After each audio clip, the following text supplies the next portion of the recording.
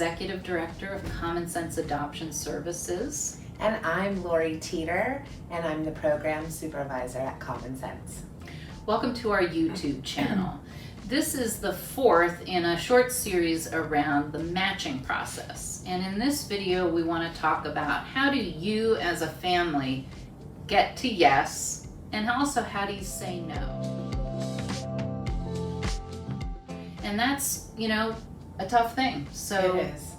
So when we're making matches, it's not just, as we've talked about in the prior videos, it's not just us sitting here in our offices like matching people up and calling you and saying, all right, we're dropping a kid off today. It's a back and forth, right? I mean, there's a lot of teamwork, consulting with families, but I think one of the hardest things for families, once they've got an actual referral, like, what do we do now? A decision. It's making a decision. So I think one of the hardest things for families is, what if we say yes and what if we say no? Right. And I think the first thing to start with is all of these are risky. Yes. That's scary. I mean, any placement that a family takes or says yes to has risk. It's just the nature of the beast. Yes. We don't know if you're going to get picked. We don't know if that child's going to be a right match for your family. We don't know if they're going to go home tomorrow, if they're going to stay with you for 2 years and eventually get adopted. We don't know. There's not a crystal ball. So how do you think you can help people navigating this? What's your best advice?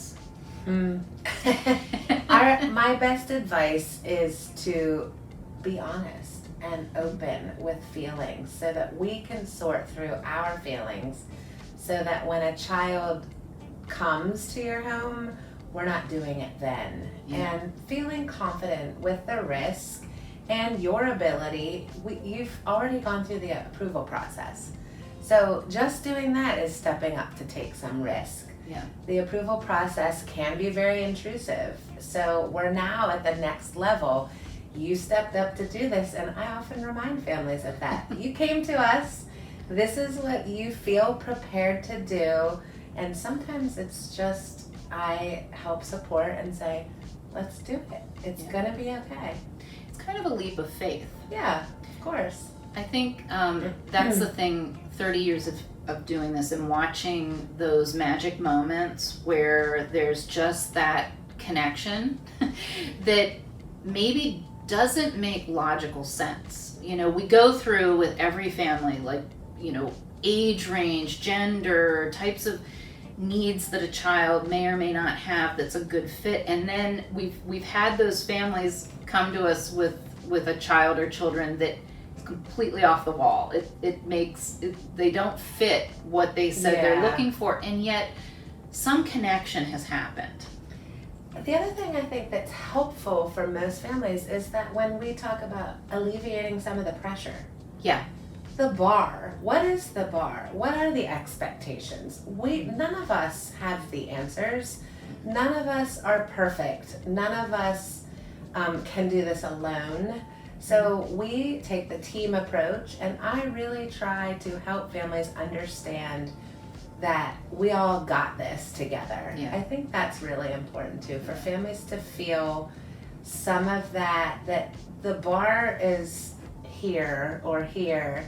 We're taking children from really bad, unhealthy, chaotic situations and helping them seek stability and consistency and safety. Yeah. So, a challenging part of this, and we've been talking about this in this series, is when a referral comes in, and oftentimes, we may have a fair amount of information. It's a lot of the time it's sort of scary stuff. It's sort of the nitty gritty, difficult aspects. It can be intimidating. And we also need you to make a decision pretty quickly.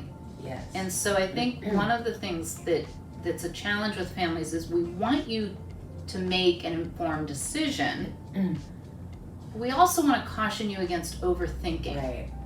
You know, at the end of the day, these are children. I mean, these are like little humans who need love and stability and somebody to at least just try.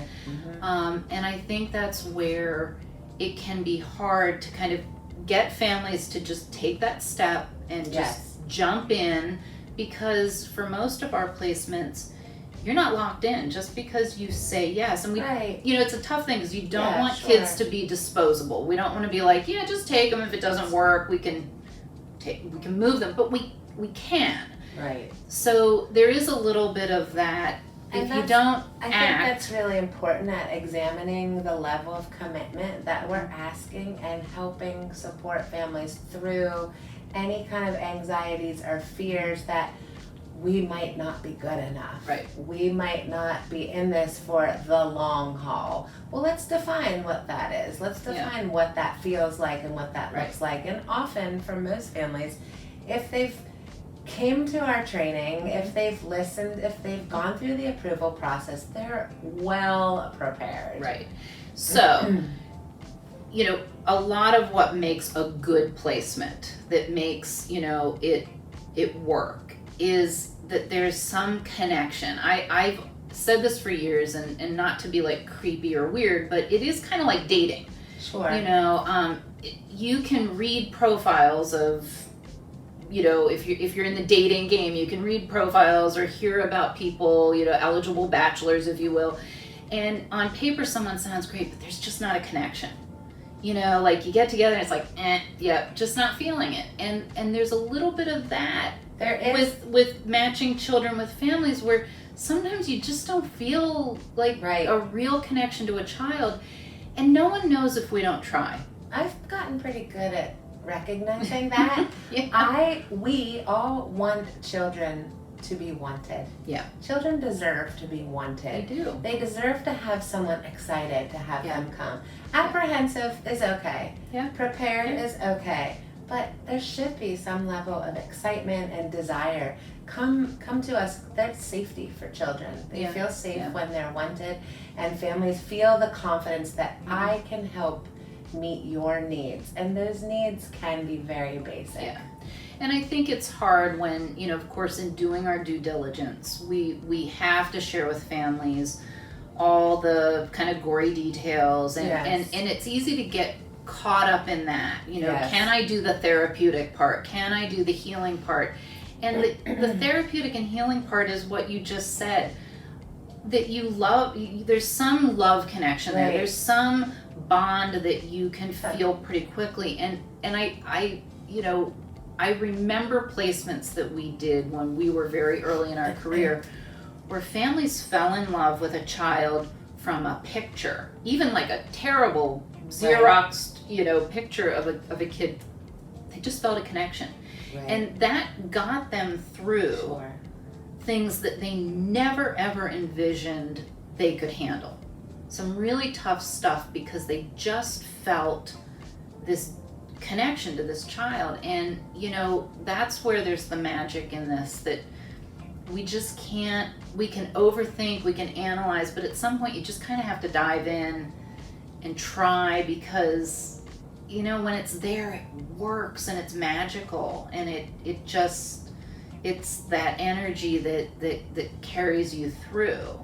It doesn't always feel that way immediately. Oh, no. And that's where the support comes in. That's definitely where the support comes in. And that's where, again, and we've said this in the other videos, this is collaborative. This is a team approach.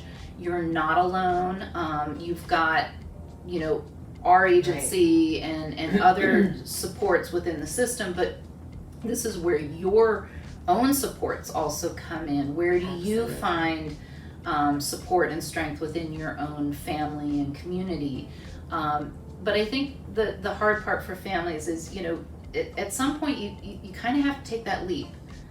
But at the same time, and I think this is the other bit of permission families need, is it's okay to say no. Absolutely. Trust your gut. There is something to that. Yeah. And saying no can be informative for us. We may poke a little bit to better understand what was it that made you feel like you had to turn this referral down. So we learn from that. Even when placements don't work out, we learn so much. Right. It helps us oftentimes find that child that perfect home. Right. So we've had placements disrupt, but it was a catalyst to finding that right fit. Right.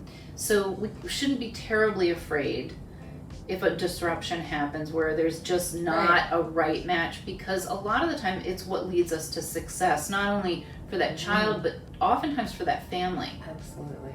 So I think, you know, there's so much fear for families. They're afraid if I say no, we're going to be like, yeah, take them off the list. We're not going to call you again, and that's not true. But there's also a fear of if I say yes and then it doesn't work out, what then? We work through that, right? I mean, we work through that because we just don't know unless we try. Right. So I hope if you're a waiting family and you're, you know, struggling with the process, that this is helpful to you to know that it's okay to say no. It's normal to struggle. It is very normal to struggle.